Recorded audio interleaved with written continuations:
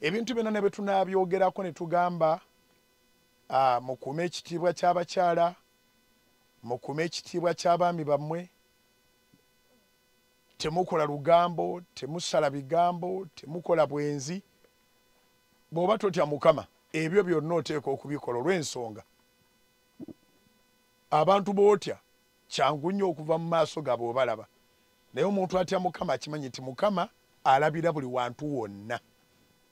Ne bw'oba ogenze kusuubula ng'oli nnyonnyonyo ogenze bweru, tewali na muddugavu aliyo ne bbaawo taliiyo, naye Katonda oba okimanyi nti waali. N'olwekyo okutya Mukama kuleetera omuntu okuleka ekibi, kubanga buli w'oba ogenda okukola ekibi omanya nti Katonda gwe ntya waali. Era abasajja banoonya bakazi batya Mukama. Omusajja owa ddala anoonya omukazi atya Mukama, atajja muliisa byawongo, atajja muliisa bintu bya bulugu, atagenda muzizika mayembe.